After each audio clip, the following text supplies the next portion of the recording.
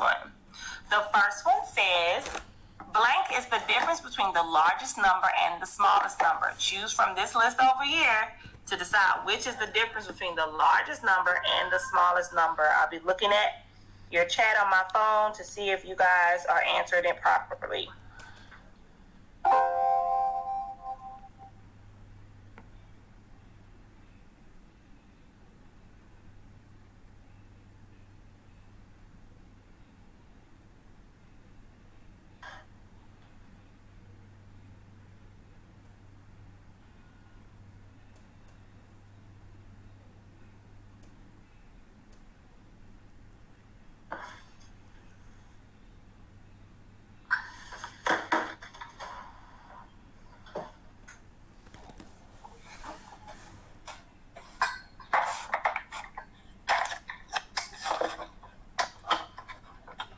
Sorry, my bad.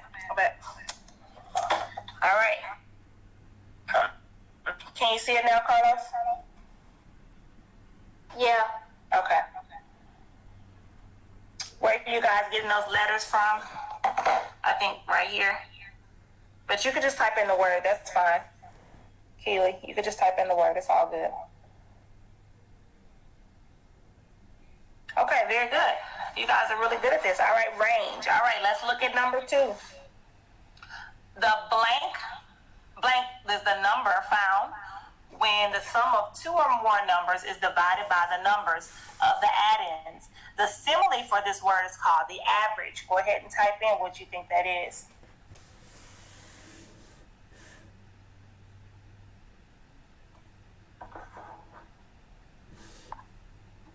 Cool.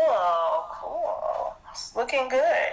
Okay, somebody watched the video. Mean Girls, really, Kitty? All right, so we know that that's the mean. Good job. All right, and blank is the number of numbers that appear most often in a list of data. What is that?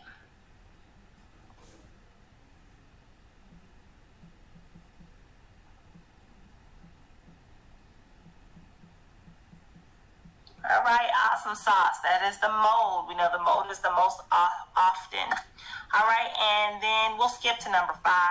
Number 5 says the middle number of a list of data when the numbers are arranged in order from least to greatest.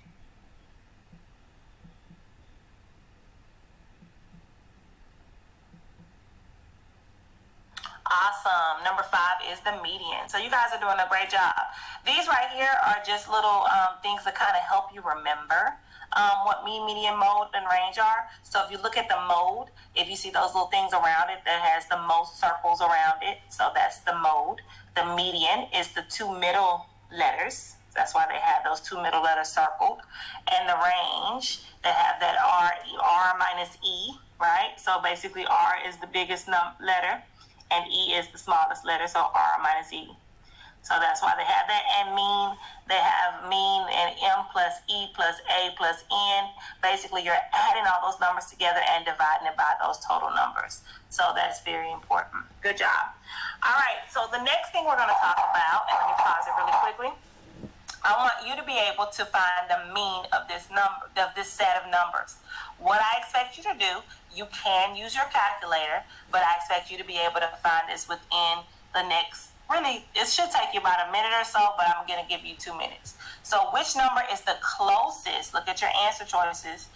Which number is the closest to the mean number of your answer choices? And it'll show up in just a second. And so go ahead and use your calculator to find that information and type it in on the chat button.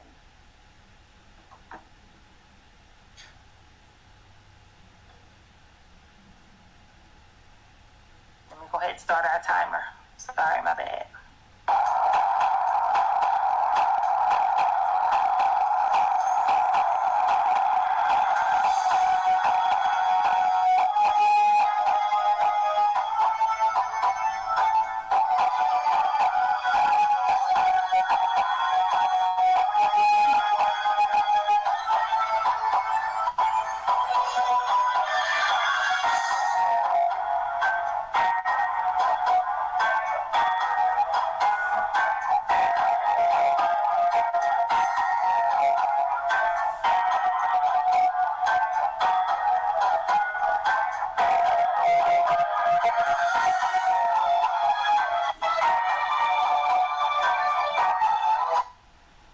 pausing for a second. Peyton and Mackenzie, make sure you're looking at your answer choices.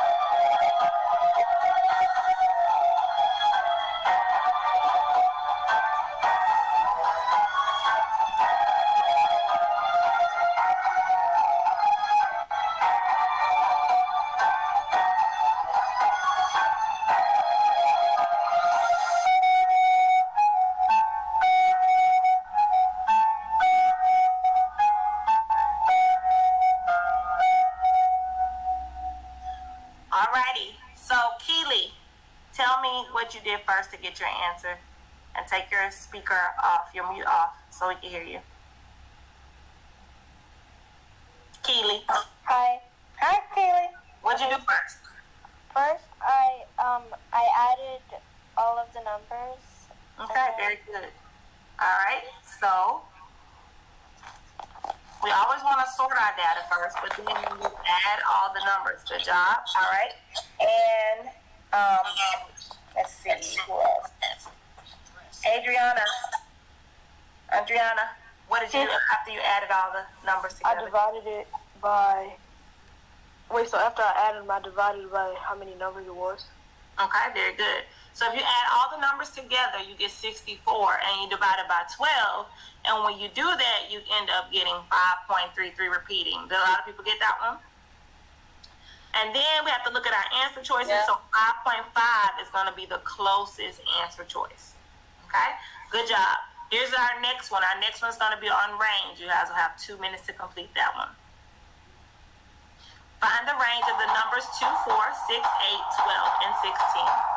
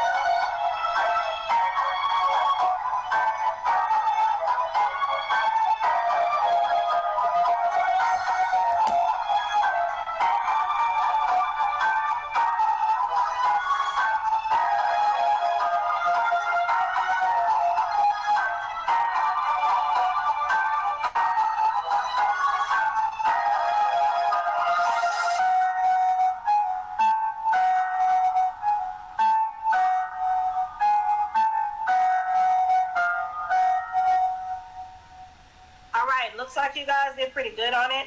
Make sure you are using the range. So in order to find the range, the first thing you want to do is put the numbers in order from least to greatest.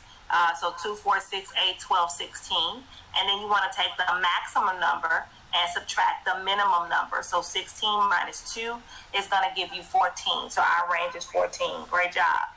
All right, so now we're going to do some questions that have to do with finding the mean when I'm given additional numbers. So I'm going to read this to you, and I'm going to give you 2 minutes to do it, but let me go ahead and pause this really quick so I can read it aloud to you. Kelsey got her allowance each week for 6 weeks. Her mean allowance for 3 weeks was $20. What would be the mean of her allowance if she receives $23 on week 4, $26 on week 5, and $17 on week 6? Again, Kelsey got her allowance each week for 6 weeks. Her mean allowance for 3 weeks was $20. What would be her mean allowance if she received $23 on week 4, $26 on week 5, and $17 on week 6? I'll give you a little bit of a hint. You want to be able to find the sum of the scores. So we want to figure out what the sum is. We know the mean is $20 for 3 weeks, but we want to find the sum of the scores for 3 weeks. And then we want to add the new scores, the 23, the 26, and the 17 to those sum of the scores, and then divide by 6. So I'm going to give you 2 minutes. I want you to try it out, do what you can, and then we'll review over it, how to solve this problem. You guys have 2 minutes.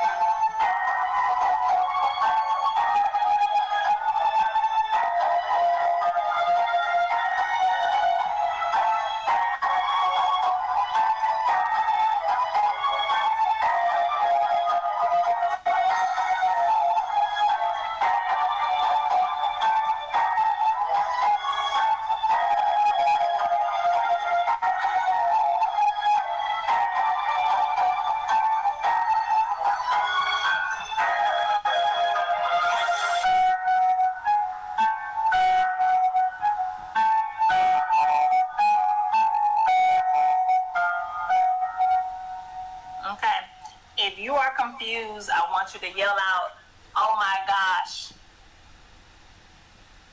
Anybody? Nobody's. Oh my gosh. Nope. All right, so here's what you should have done. Make sure you're going to use the mean formula, but we're going to work backwards. And there's a question just like this on the Imagine Math pathway, so that's why I wanted to go over it. So the first thing you want to do is you want to be able to take the mean sum of the scores. Remember, we know that the mean was for 3 weeks, okay? So the sum of the scores means that we know we need to figure that part out. We know the mean is $20. So, and we know it's 3 weeks. So in order to find the sum of the scores, we would need to actually work backwards and multiply 3 times 20. And that will give you 60. Who can tell me the next part?